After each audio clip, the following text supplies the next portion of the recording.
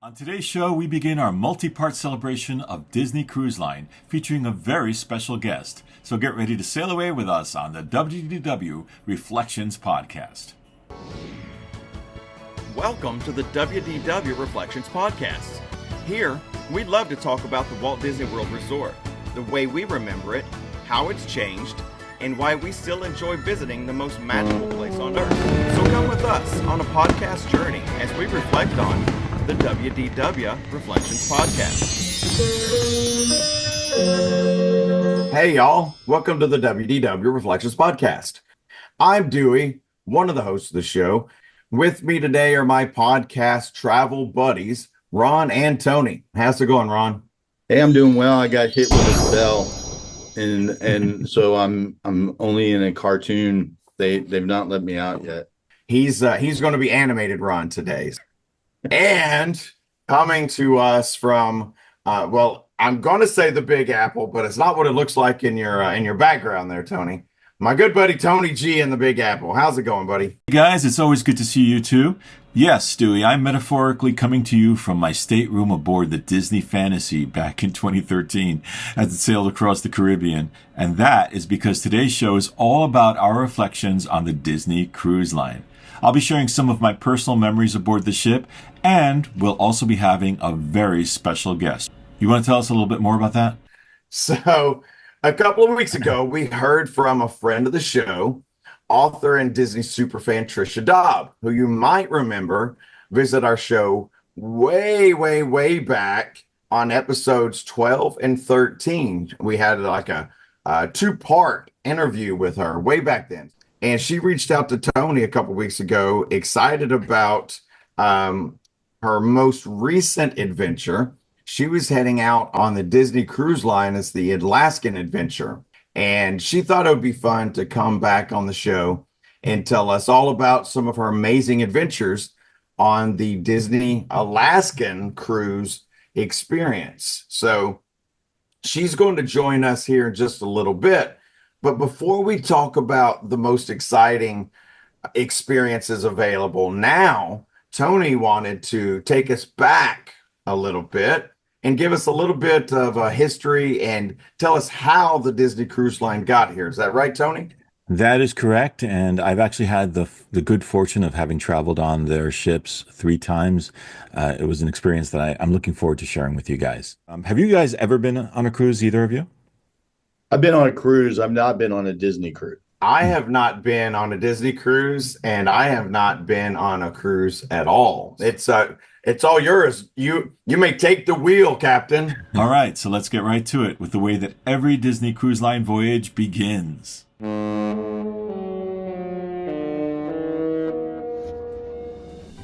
Before starting its own cruise line services, Disney partnered with Premier Cruise Line back in 1985. This partnership allowed Disney characters to appear on the ship as part of a cruise, hotel, and theme park package. However, that partnership ended in 1993 when Premier started offering cruises based on rival studio characters from Warner Brothers and Universal. In response, Disney decided to create its own cruise line, launching its own ships in 1998. The first 2 ships, the Disneymagic and the Disneywonder, were commissioned and built in Italy at a cost comparable to that of a theme park. Disney then acquired Gorda Cay, an island in the Bahamas, and renamed it Castawaycay after a $25 million renovation. The Disneymagic set sail in 1998 from Port Canaveral. The terminal underwent a redesign with Disney-themed windows and a colored dome. The immense popularity of the Disney Cruise Lines led to the expansion of the line in 2002, which introduced 7-day cruises to the Eastern and Western Caribbean. This was in addition to trips that included a day trip to the Disney parks. Disney soon heralded the arrival of 2 additional ships, the Disney Dream, which set sail in 2011, and the Disney Fantasy, which embarked on its maiden voyage in 2012. The Disneywonder was relocated to Los Angeles to accommodate West Coast cruises, creating a home port for Disney Cruise Line on each coast of America. These family-friendly ships, meticulously designed with amenities such as the first Disney attraction at sea, known as the Water Tube Ride Aqueduct, provide a diverse array of experiences for guests of all ages. Disney Cruise Line pioneered the concept of family cruise liners, establishing separate adult-only areas including spas, restaurants, dance floors, and pools to create a tranquil and relaxing atmosphere for adults and a fun place for young children. These magnificent ships stand about 200 feet tall, 3 football fields long, boast 2 cinemas, 6 restaurants, 9 dedicated kids spaces, 10 pool areas, the aqueduct, 4 miles of hallways, and up to 1,200 staterooms. Beyond their functional features, these ships showcase a diverse collection of Disney artwork throughout the hallways and staterooms. In honor of its 25th anniversary, Disney launched the Disney Wish in 2022. 4 more ships, including the new Disney Treasure, which launches this month, join the fleet within the next year. These will include the Disney Adventure, a rebuilt ship which will be the largest of the fleet and offer more activities, and an 8th ship, the Disney Destiny, which is nearing completion. Disney surprised fans at the recent D23 event by announcing 4 more ships, bringing the total to 13 worldwide by 2031. Disney's private island in the Caribbean, Castaway Cay, offers sandy beaches, family-friendly areas, and quiet, adult-only sections. Activities, excursions, included food and appearances by the Disney Fab Five, Mickey, Donald, Pluto, Minnie, Goofy, and occasionally the Chipmunks are also available. In March 2019, Disney acquired yet another private island, Lookout Cay at Lighthouse Point, which opened within the past year. It has similar amenities to Castaway Cay, however, it's only accessible via a half-mile walkway. Wandering in the sunshine can make one hungry, so beside the gorgeous island scenery and character appearances, the standout feature for the cruise is the dining. Disney Cruise Line was one of the first to offer rotational dining, with themed dining experiences based on your destinations. Each night brings a different dining adventure. For example, you might dine one night at Animator's Palette, where everything around you changes from black and white to color, or even enjoy the experience of being an animator on the newer ships in which your drawings come to life. Or Palo, where you dress up for the night. There are numerous activities aboard to entertain passengers, especially during at-sea days. Highlights include relaxed lounges and fun-themed bars, character meetups and photo ops with classic and new Disney characters, a breathtaking fireworks show at sea. This took place on Pirate Night, in which you were encouraged to walk around and talk like a pirate and also dress the part. You'd also got a chance to meet Jack Sparrow. Broadway caliber shows, often featuring truncated musical versions of popular movies, movie theaters showing the latest Disney releases in digital 3D, and an upper deck pool area for enjoying classic Disney movies at night. In 2003, my wife and I embarked on a Western Caribbean cruise aboard the Disneymagic. During our cruise, we took excursions to Key West, the Cayman Islands, and even Cozumel, Mexico. In 2012, the Disneymagic debuted from our home port in New York City. I eagerly awaited its arrival, hearing its signature horn echo across the Hudson River on a cloudy morning.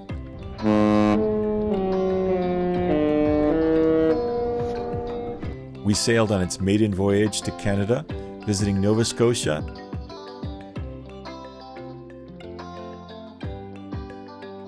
St. John, and the Bay of Fundy.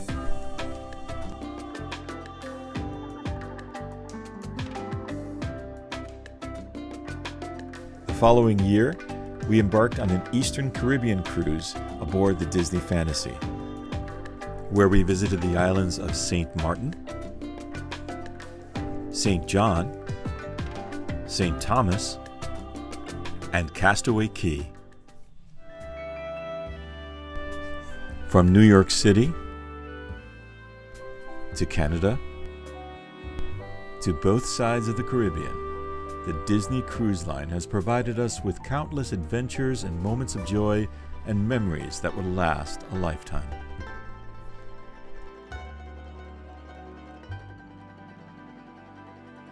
Today we have a special guest who will fill us in on what it's like to voyage on a Disney cruise in the present day. All right, Tony, let me tell you something, dude. So I've never been on any of the Disney cruises. I know I mentioned that before, but so that was a lot of information for me. I mean, I've seen the ships, I've heard the music play when they're setting sail and everything. So I know a little bit, but having never been on one, you just taught me a ton of stuff. So that was really, really cool. And also, we wanted to welcome the better half of our buddy Tony G, Jen. She's joining us today for this show. They've been on several Disney cruises together, and so she's going to bring her bubbly personality and her Disney Cruise Line expertise to the show. So, Jen, great to see you. Thank you. It's great to be here again. So now that we got the background, let's talk about where Disney Cruise Lines are now and where they'll be going into the future with some of this new stuff that they're offering. And one of our friends from the show who, as I mentioned in the open, was with us in our show's infancy, literally the 12th and the 13th episode. This is episode 65 now. So 3 years ago that you were here with us. And so it's exciting that you're back here with us again to last time you were here, we were talking about your super cool Disney books that you'd written. Trisha Daab, thank you for coming back to the show. I very much enjoy that after you had this amazing adventure, you wanted to come back and share the stories with us. So we appreciate that. Excited to have you. So I'm going to throw it over to you and you'll be the star for a little while. Well, hi, everyone. Thank you so much. I'm so excited to be back. And it was funny when I got back from the cruise, I thought, oh, I want to talk to someone about it, that they're going to ask interesting questions. And I was like, okay, I got to go see the guys. So thank you so much for having me back. Just a couple of months ago, I went on my very first cruise ever. Have never been on a cruise ship. And I did a Disney cruise to Alaska. And so excited to be here to talk with you guys about it. And there are moments with Alaska where it's surreal because there's not a ton of open water sailing in Alaska.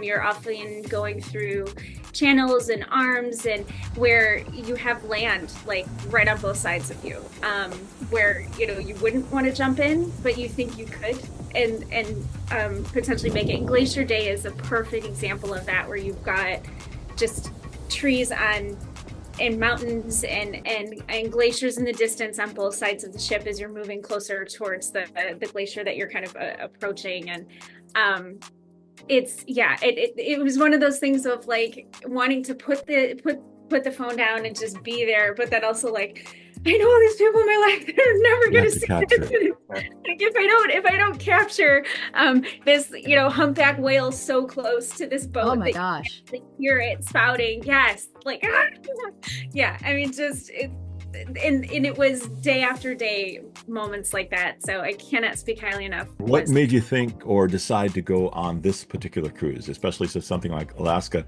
Because as we've discussed, you think about ships and ice and how it doesn't really. If you think about the reasons why most people haven't taken a cruise. Yeah. And I would say that I was kind of in that boat of like, you're not getting me on one of those. Why would you do that? But my mom has always wanted to go to Alaska. And I started doing research about, okay, if you just take a trip to Alaska, what does that entail? Oh my goodness. It entails a lot. There are parts of Alaska that, like Juneau, that can only be accessed by plane and boat. That's it. It's surrounded by mountains and glaciers that there are no roads.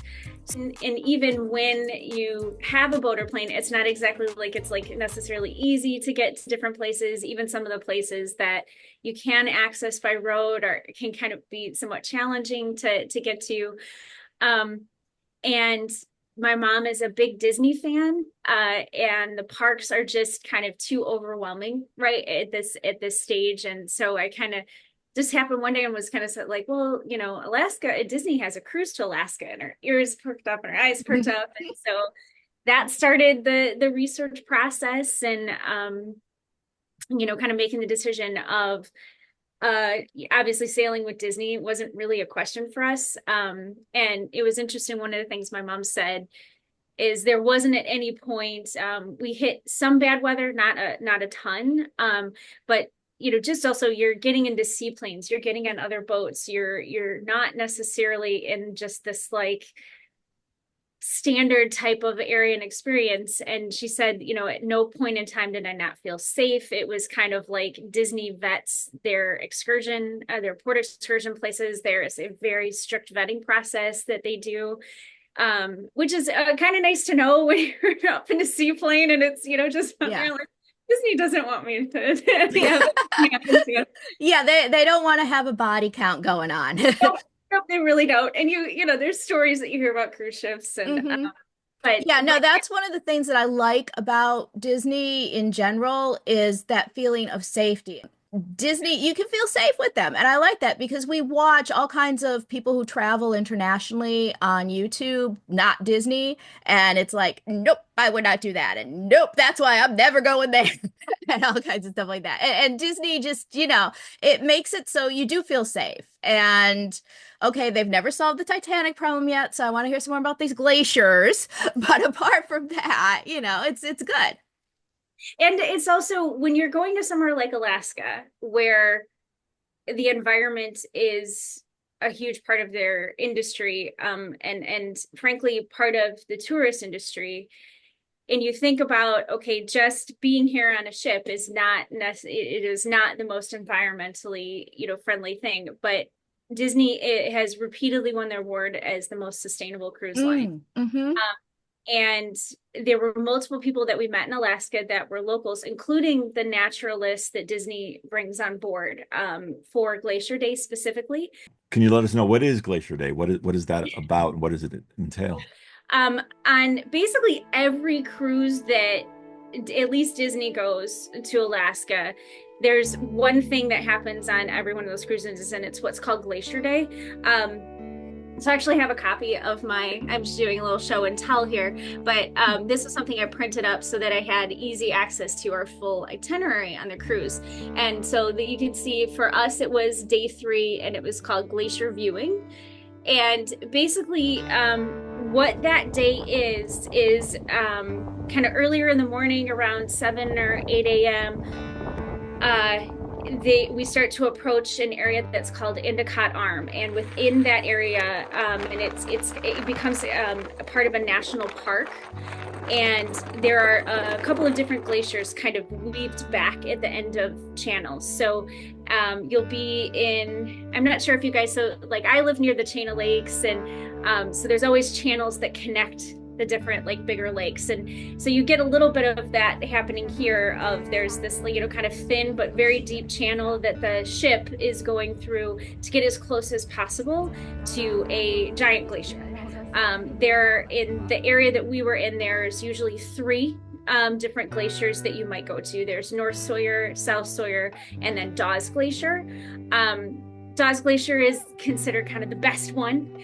It is kind of the biggest. It still has the most, at least in that area, that is where the glacier extends into the water. And that's where you get a lot of the beautiful, amazing colors that you see. That's where you'll get an opportunity to see glacier calving. And that's basically where a big sheet of ice comes off the glacier. And that's how you get icebergs. So it's just big chunks of ice coming off of the glacier. And we got to see 2 calvings happen. But yeah, so the ship is approaching. The ship gets kind of as close as it safely can because there are icebergs all over the water. And depending on the time of year that you go, there's more of them. In the summertime, you'll get more just because of the warmer weather, more is coming off of the glacier. Not all glaciers hit the water anymore. There's a number of glaciers that have receded. It's one of the things that is a challenge in Alaska is that all of the glaciers are receding. And so that means that they become land-based and you can't see them from a cruise ship or a boat anymore. And there are any number of glaciers in that Southeast Alaska Inside Passage area, which is where this cruise tended to kind of hang out. And many of them, if not most of them, are receding. And so Dawes Glacier is one that still has quite a bit of it touching the water. It's really neat. I think they said, I'm not gonna remember this exactly, but it was something around maybe 200, 250 feet tall, but like 200 feet of it is below the water. Well, that's the way icebergs work, is the part that you see on top is only like a third or a quarter of the iceberg, and the majority of the iceberg is all going down. Yeah, and it was interesting because sometimes you'll also see really giant icebergs. We had one that when we did what's called a glacier explorer, and it's where you get off the ship onto a smaller boat, and that boat can take you even closer to the glacier. So the ships themselves have to be really careful about navigating that area for safety, obviously, but also the safety of the wildlife. Sea lions love to camp out with their babies on icebergs. That's what they do. So the stuff breaks off the glacier, the sea lions and their little babies climb up there. So the ships have to be really careful about navigating. They can't kind of like turn on a dime like these smaller tether boats can. So they have this, Disney has this experience, and other cruise lines have it, but not all of them, where a smaller boat that holds, I think, anywhere between 100 and 150 people, it pulls up to your ship. There's no pier. There's no dock. You're not, on Glacier Day, you're like anchored. You're not docked anywhere. There's nowhere to dock. It's mountains and glaciers. There's no piers. This is a national park area. No one lives here. No one like hanging out here overnight. It is really just kind of a space that you're coming to just physically see. And so these smaller ships pull up to, or these smaller boats pull up to the ship, and there's just like a, opening towards, I think probably like maybe deck 2, deck 1 area. They open up a door like in the middle of the ship, and this boat pulls up, and you climb off the ship into this boat. And it's really cool because you get to touch the side of the boat. Like everybody's over there like, I touched the butt, like you have to and you get views of the wonder that you don't get. Like you don't see it in this kind of way. And it's literally just floating there with mountains in the background. There's no buildings or anything. But that boat is able to take you within a quarter of a mile. That is legally the closest anybody can get to the glaciers in this area is a quarter of a mile. So that gets you quite a bit closer than the ship does. You don't kind of realize it. You think the ship's like, oh, the ship's decently close. And then you're on this boat and you're going and you're going and you're going because the glacier is so huge. And how cold is it? How cold is it out there? It all depends. Alaska's Alaska. Yeah.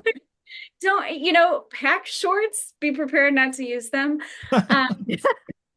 Layers are your friend in Alaska. I think I had like a pair of leggings and then a pair of like water resistant pants over that. And I think maybe like 3 or 4 shirts, not like big giant sweaters, but you layer, and they warn you it's, when you're on the ship and you're moving, it is cold. It's cold all the time, even when it's sunny, because it's Alaska and it doesn't usually get up to 80, especially we were there at the beginning of September. Their fall winter is like well underway by that point. There are people that have gotten in the 80s when they've been in Alaska. As a state, Alaska's like, that's not a great thing. Yeah, the poor polar bears. Do they have polar bears in Alaska, or is that like in just the Arctic? They do, up in the Arctic portion. So with Alaska, where most of the cruises go is in kind of the southeast side of Alaska, southeast Alaska, and it's like the inside passage area. So you're kind of moving between Alaska and Canada quite regularly. So the glacier that we saw, which was really cool, was about, I think they said about 35 miles long. So we were seeing kind of the one end of it that extended to water, and then it extended back. And so the first 10 miles of the glacier are US, and then the last 25 are Canada. So that's another like thing with this cruise is you have to have your passport with you kind of all the time, because you can like, oops, we're in Canada. Hold on. Yeah. And so like with the Glacier Explorer, everybody's like, what do you mean I need my passport? And they're like, because it's Alaska, but Canada's right there. And if something happens, and yeah. So, but Glacier Day is from basically like 8 a.m. until late at night because they do a Frozen themed party or a Frozen deck party. There's no pirates party or fireworks on an Alaska cruise because wildlife. I mean, you are surrounded by it at all times. So on Glacier Day, they usually do what they call Freezing the Night Away, which is like a frozen deck show. They bring iceberg onto the ship. And so even everybody can go and touch that. They have characters outside. You will only see them outside on this day. This little guy behind me, Fisherman Mickey, he's one of them. And like, so Disney fans like me get up super early and put on their Disney bound and start standing in line at 8 a.m. on Glacier Day to be able to see the characters outside. Oh my gosh. Which is amazing. Did you dress as someone in particular? I dressed as Mickey, so I Disney bound Mickey, and then I changed to Disney bound Donald and Daisy. Donald and Daisy are easy. They're in buffalo plaid. That's like the unofficial Disney pattern of Alaska, because like if you back my shirt, it's it's like buffalo plaid. That's what everybody kind of wears. So hey, so did you get to see Northern Lights? Because that would do that if they could plan the Northern Lights instead of fireworks each time. It's interesting. Someone saw a little bit of one when we were there. It just the sun just didn't have activity. But the craziest part is about, I think 2 or 3 weeks after we got back, we had them here where I live in Illinois. Right. And we've had them, I think, like 3 or 4 times this year, and like pretty amazing ones. Now, Alaska, the weather challenges, Northern Lights, middle of the night. Going up a deck 10, I don't care how many layers you put on, unless you brought like your giant Sub-Zero sitting at a football game parka, you're cold. At night, even when it wasn't that cold out, at night up on the top of that deck 10, when there isn't... Because the wind's just blowing, right? It's insane. It is like... There were times, I think I filmed a little bit of like trying to walk up to the very front of the ship. It's just, the wind is just, I mean, and it's not warm. I was going to ask you that because we took the Canadian cruise. The first one. About 10 years ago. And it was in the April, so it was still kind of cold out. We were still able to use the pool because the pools are heated.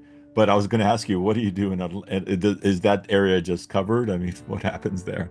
No, they still have it open. I think, if I remember correctly, I think I went in it once. I went in the adult pool, and it was basically kind of like a cold plunge. Not that the water was cold, but after getting into the water, Glacier Day was like legit cold. It was, I mean, I'm from Chicago, so like cold here is like negative numbers. Mm-hmm. But when you're not ready for it, especially because we've had a pretty nice summer here, I was not ready for 35, 40 and like blowing. Yeah. And in Juneau we had not so great weather. It was rainy, and it was raining more than it kind of tends to rain in Juneau. The Disneywonder, that's the ship that Disney takes to Alaska. That is the ship that Disney has pretty much taken Alaska. I think since they started sailing there in 2011. I don't know when the Wonder went for refurb, if they made it a West Coast. They made it a West Coast ship. Yeah, but it really, and the Wonder, I think the kind of the most in the U.S. it really gets is it does like a San Francisco, but it primarily stays out in that area. So it does Alaska from May through September, and then it moves over to Hawaii for repositioning, and then it moves out to Australia, and it spends most of the winter in Australia, and then I think makes its way back and does California before going up to Alaska. But yeah, the Wonder's not designed for Alaska. So Holland America has a couple of ships that you could tell they kind of designed it for Alaska. So they have retractable roofs over certain dining areas, pools, and they have indoor pools. And the Wonder does not have that, but it's also one of Disney's smallest ships at capacity. Yeah, it was one of the 2 original ones. It's a beautiful ship, and it's really interesting to even talk to like kind of locals and people, and they're always like, oh, the Disney cruise is here, so the weather got better, or like the sun is shining just on the Wonder, and everything around it is like kind of gross and muggy. It's a ship that looks so beautiful in that area. There are some ships that sail around there that are much larger, and it's Alaska. It's not necessarily designed for huge giant ships. So the smaller your ship, the kind of more nimble it is and the more it can do. The other reason, I know, Ron, you and I were kind of talking about like why Disney. I can give you a list of reasons to do why Disney if you're going to do Alaska. It is definitely expensive. Do not get me wrong. It is not, from what I've read, and it's not the cheapest, obviously, to do through Alaska. But there's a lot that they do. Disney also has some of the longest port call times for the Glacier Day, as well as when it's going into some of the other ports. So that's something to consider, because this isn't a place that you're going to easily just like hop back to. And having as much time as possible in Juneau or Ketchikan or Skagway is another really great place that Disney cruises visit. So getting to have as much time as possible in some of those areas is really nice. And a friend of mine did a Holland, and they ended up, I think, in Juneau for only like 4 or 5 hours. And the other thing with Alaska is the port's not really where you want to be. You want to get out into the wilderness. You want to go see glaciers. You want to go do summer dog sledding camps and things like that. So the port is just this place that you're starting, and then you have the commute time to get to wherever you're actually going, and getting to actually do something cool and interesting and local is oftentimes away from the port. So I will say that's probably standard across all of their ships. You do love the luxury of being on those beautiful ships, but also the idea is to go and explore the places that it takes you to. And a place like Alaska, which is someplace that it's probably on the bucket list of a lot of people, you only get to see that once. Yeah, I don't think, as much as we loved it, I'm like, I don't think I would be doing it again anytime soon. I mean, it's exhausting as well. And can I ask you, what were the stops on the ship? What were the ports of call? Yeah, so our itinerary was, we started off in Vancouver, and that was our embark day was out of Vancouver, and then we had a day at sea, and that's where you move between Canada to Alaska, and so that's kind of whole part. It's not just sailing open water, you're literally moving between two countries. And then our day 3 was our glacier day and our glacier viewing. Our day 4, we were in a port called Icy Strait Point, Alaska, which is basically just like really like cruise ship owned place. It's not like a city or a town. Then the next day we were in Juneau, Alaska, which is the capital of Alaska. And that's the one where it's completely landlocked and glacier locked. So that's where you can only access by boat and ship. And that's an actual city. There's non-cruise ship related things. And then the next one is Ketchikan, Alaska, which again, another like smaller than Juneau, really cool vibe in that city. I liked Ketchikan a lot. And then our 7th day was at sea, moving again back from Alaska into Canada. And then we departed out of Vancouver. So what did you do on those at sea days? Did you find this ship to offer enough amenities for you to keep you busy or entertained? Oh, absolutely. I mean, there was just so much on that boat. And again, it's a smaller boat. I think it's the Magic and the Wonder are the 2 smallest ships that Disney has. So there's Palo, there's one Cove Cafe. I think some of the bigger ships may have 2 adult restaurants, or kind of a bigger area of adult offerings. And we had no kids with us. It was just my mom and I. So we were like, I did tour the kids clubs though. Very cool. What did they have aboard the Wonder? Anything interesting for them to do? They had the Andes room one. So they had like the Oceaneer lab, and then the Oceaneer club, and the Small World nursery. So they had the Andes room where you could go down the slide. They also had a Frozen theme area, and I always love when they have the sauna. And the guy, I can't remember, his name is escaping me. Okin draws Olaf in the steam on the sauna door. Wow. Yeah, so they had that. And I think my favorite part of both of the kids clubs was the bathrooms, because they have like the series of doors with artwork, and it's so cool.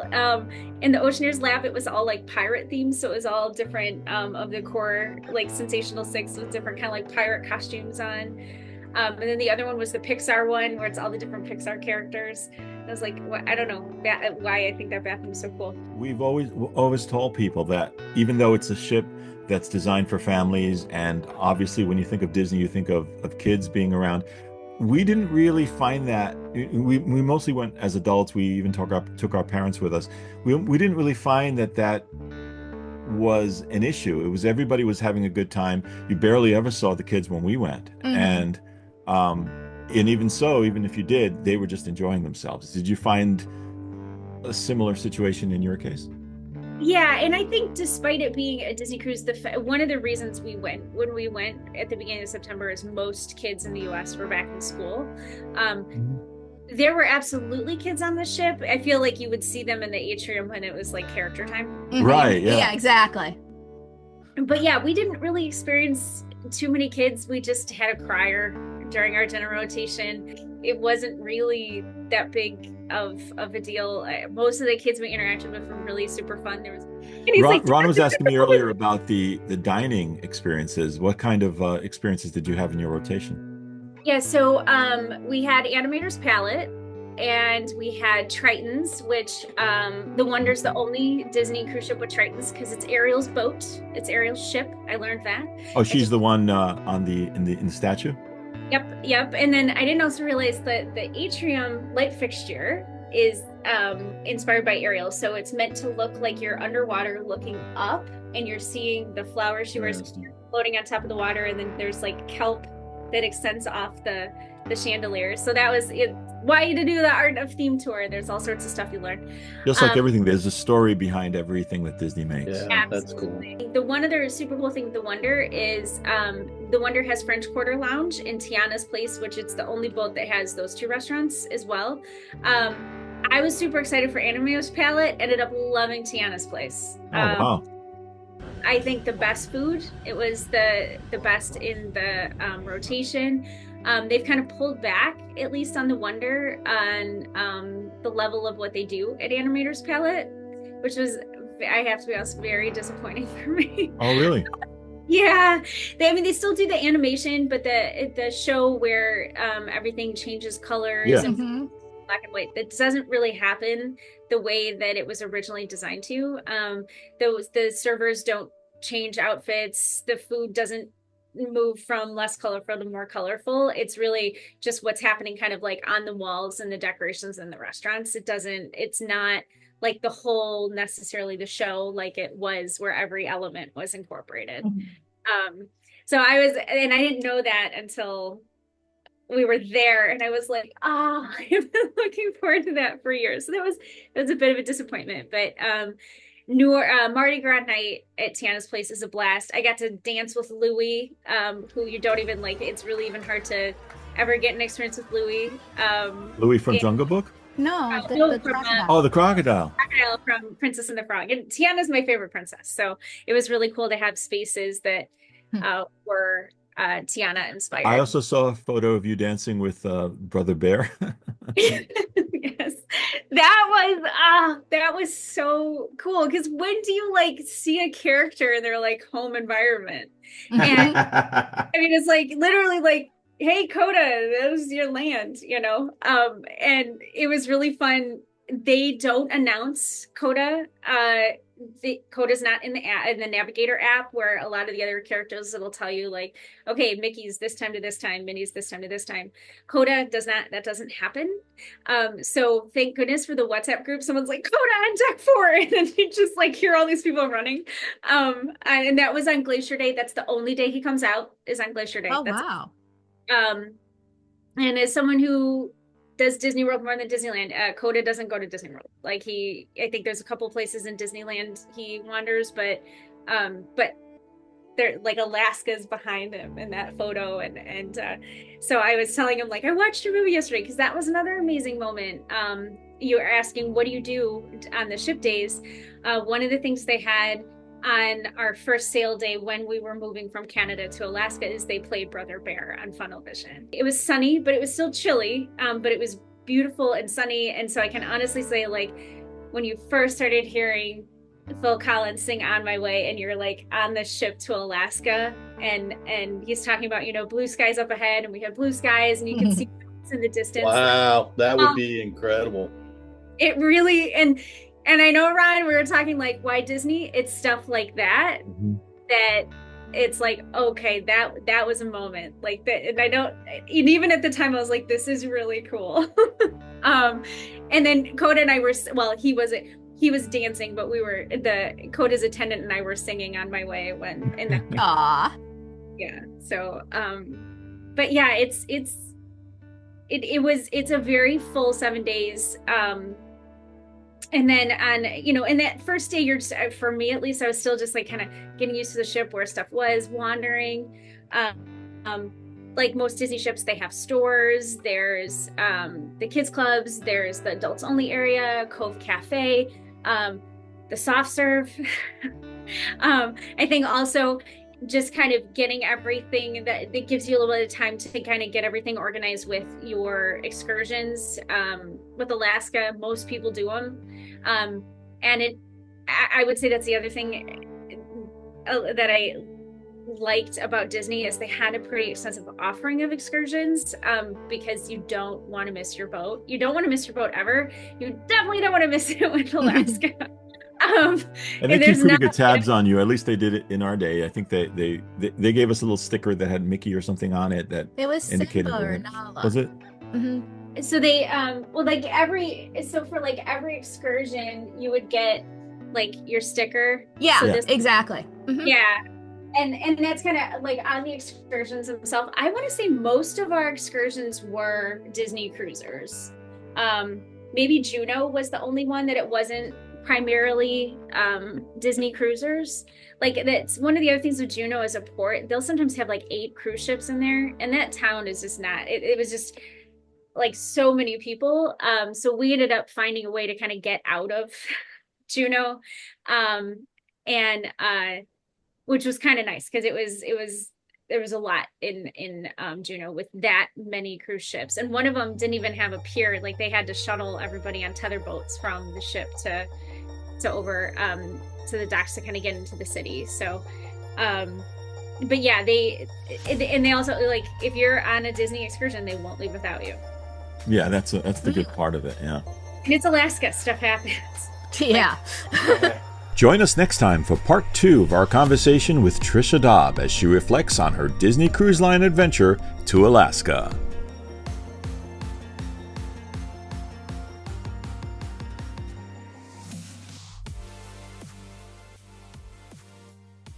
See you real soon.